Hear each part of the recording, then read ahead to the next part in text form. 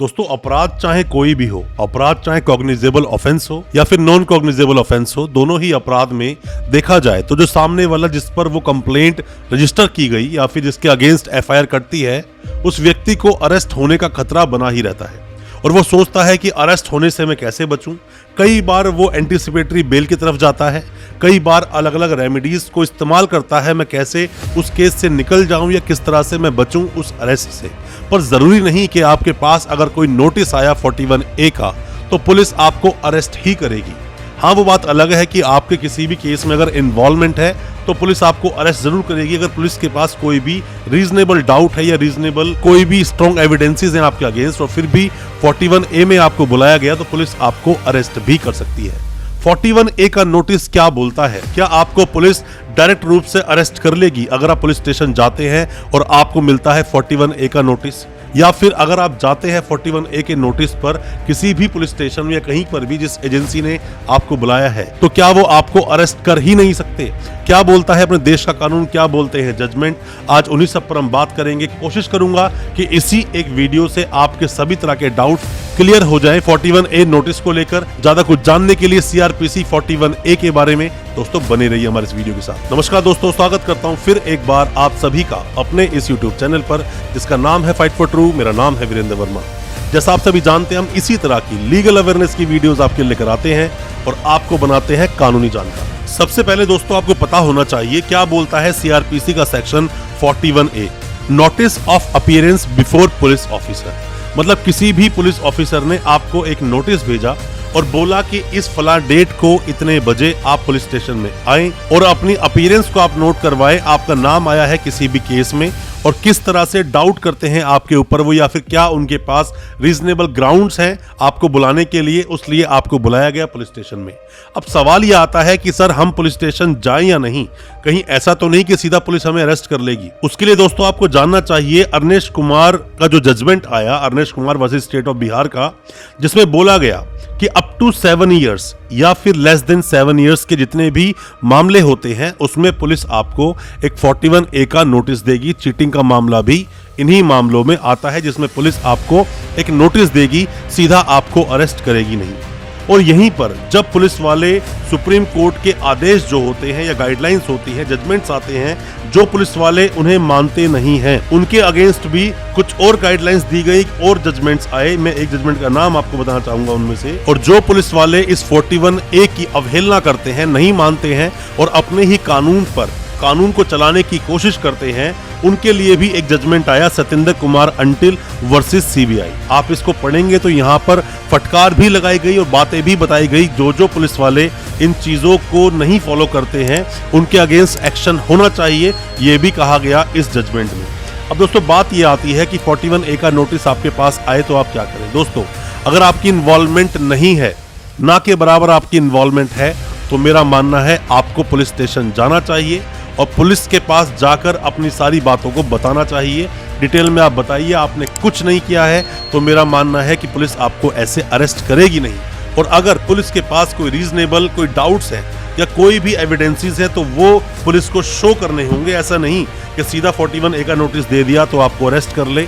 और ऐसे बहुत सारे मुकदमों में, ऐसे बहुत सारे मामलों में देखा गया है कि 41A का जब नोटिस आया और जब वो व्यक्ति गया पुलिस स्टेशन में तो पुलिस ने उसको बिठा लिया, पुलिस ने उसको अरेस्ट कर लिया, ऐसा भी देखा गया है। एंटीसिपेटरी बेल के लिए सीधा चले जाना, अगर आपके पास 41A का नोटिस आया है तो मेरा मानना है सीधा ही आपको 41A का नोटिस मिलते ही एंटीसिपेटरी बेल नहीं लगानी चाहिए।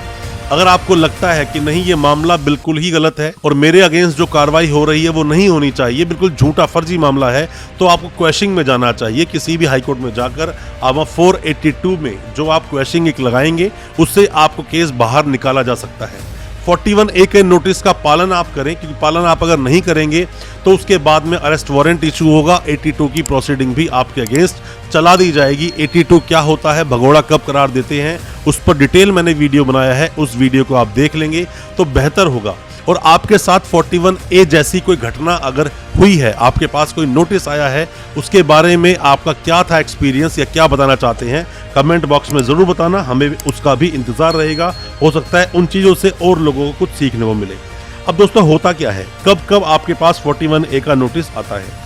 मान लीजिए कि कोई भी एफआईआर हुई, एफआईआर में आपका नाम है और मामला था जिसकी क्या कैद जो होती है, मतलब सजा जो होती है 7 साल तक या फिर 7 साल से कम थी, वहां आपको 41A का नोटिस आएगा। या फिर जिस एफआईआर में आपका नाम तो नहीं पर आपका नाम पुलिस के सामने आपका नाम आया और संदिग्ध हो आप उस केस में, तो भी पुलिस आपको 41A का नोटिस देगी। या फिर कोई भी अपराध जो हुआ, उस अपराध को रोकने के लिए आपका कोई नाम आ गया किसी भी अपराध में, अब उस अपराध को रोकना है पुलिस को, तो वहां पर भी 41A का नोटिस आपको सर्व कर दिया जाएगा और आपको पुलिस स्टेशन जाना होगा।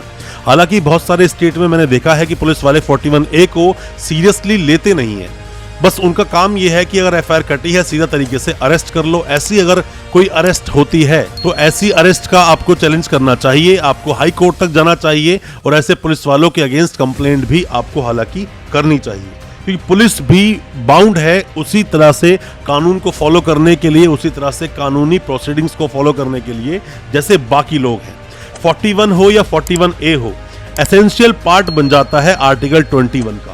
आपकी आज़ादी, जो आपकी दैहिक आज़ादी जो है, स्वतंत्रता जो आपको मिली है, आप स्वतंत्र हैं, ऐसे ही कोई आपकी आज़ादी छीन नहीं सकता। तो आपका जो आर्टिकल 21 है वो भी यहाँ पर हिट करता है। अब दोस्तों बात ये आती है कि 41A का नोटिस आपको सर्व किया गया, 41A का नोटिस पुलिस वाले ने आपको दिया, अब आप क्या करेंगे उसमें? दोस्तों सबसे पहले आप ये बात मानिए कि जो भी कुछ लिखा है 41A के नोटिस में उसका आपको पालन करना चाहिए। आपने कोई अपराध नहीं किया है, आपका नाम आया है तो आपको जाना चाहिए और आप पूरी बात आपको बतानी चाहिए पुलिस वाले को। ऐसे ही पुलिस आपको अरेस्ट करेगी नहीं। बट बहुत जगह ऐसा भी देखा गया है कि पुलिस को आप पूरी बात बताते हो, उसके बावजूद भी पुलिस आपको अरेस्ट करती है। यहाँ पर एंट्री होती है आपके वकील साहब की, जो आपको थाने से आसानी से निकाल कर ला सकते हैं। 41D में ये बताया गया है कि किसी को भी अपने पसंदीदा या फिर जिससे आप चाहते हैं केस की पैरवी करवाना, उन वकील साहब से मिलने का आपको पूरा अधिकार है। और मेरा मानना तो यह है 41A का नोटिस अगर आपके पास आया है तो आपके कोई जानकार हैं, जो कानूनी जानकार हैं या वकील साहब कोई आपके जानकार हैं, आप उन्हें साथ लेकर जाएं। हो सकता है कि आपके साथ कोई मिसहैपनिंग होने वाली हो तो उस चीज से आप बच जाएं। अगर आपके वकील साहब होंगे तो कानूनी टर्म्स को यूज करके आपको वहां से वो निकाल कर जरूर ले आएंगे। हालांकि 41A के तहत सीधा पुलिस ऐसे आपको अरेस्ट करेगी नहीं, और अगर सीधा आपको अरेस्ट करती भी है तो पहले आपको उसका रीजन बताना पड़ेगा, आगे भी रीजन लिखकर देना होगा कोर्ट में कि क्यों उस व्यक्ति को अरेस्ट किया है। और कई बार दोस्तों ऐसा भी होता है कि जहां पुलिस आपको सीधा अरेस्ट नहीं कर सकती और पुलिस अरेस्ट करती है, जैसे कि हमारे केस में ऐसा हुआ था कि सिर्फ चीटिंग का मामला था, उसमें सीधा एक बार पुलिस दूसरे स्टेट की दिल्ली आई। दिल्ली आने के बाद जैसे मजिस्ट्रेट साहब के सामने पेश किया तो मजिस्ट्रेट साहब ने ही वो जो अरेस्ट हुई तो उसका अरेस्ट का होने नहीं दिया और बोला कि पहले आप 41A का नोटिस सर्व कीजिए, उसके लिए इन्वेस्टिगेशन ये ज्वाइन करें, उसके बाद ही आप अरेस्ट करें, ऐसे सीधा आप अरेस्ट ना करें। ऐसे अगर कोई पुलिस आपको अरेस्ट करती है तो यहाँ पर आपके वकील साहब आपकी मदद कर पाते हैं। बस वकील साहब को आपके पूरे मैटर के बारे में पता होना चाहिए, क्योंकि 41A की अवहेलना करना पुलिस को भारी पड़ सकता है और इन बातों को आप खड़े होकर कोर्ट में बोल पाओगे नहीं। यहाँ आपके वकील साहब ही आपकी मदद कर पाएंगे। अब दोस्तों यहाँ बहुत बार आप लोग भी गलतियां करते हो, जैसे कि नीम हकीम खतराए जान जिसे बोलते हैं, मतलब कि कुछ ऐसे लोग जो कानून के बारे में सही ढंग से या पूरी बात को जानते नहीं है, उनकी एडवाइस में आकर आप फरार हो जाते हो और यहीं से आपके साथ प्रॉब्लम्स और ज्यादा बढ़ जाती हैं, प्रॉब्लम्स का सामना और ज्यादा आपको करना पड़ता है। और जब पुलिस आपको अरेस्ट करती है 41A का नोटिस देने के बाद भी, तो यहाँ वैलिड रीजंस बताती है। रीजंस क्या हो सकते हैं? जैसे बोलते हैं कि सर अगर इसको छोड़ दिया तो यहाँ पर वो एविडेंसेस के साथ छेड़छाड़ कर सकता है या एविडेंसेस को गायब कर सकता है, ये भी रीजन हो सकता है। फरार होने का खतरा है उस व्यक्ति का जिसको 41A का नोटिस दिया था, वो भी आया तो है पर हमें उस पर शक है वो फरार हो जाएगा, ये कहकर भी पुलिस काफी बार अरेस्ट कर लेती है।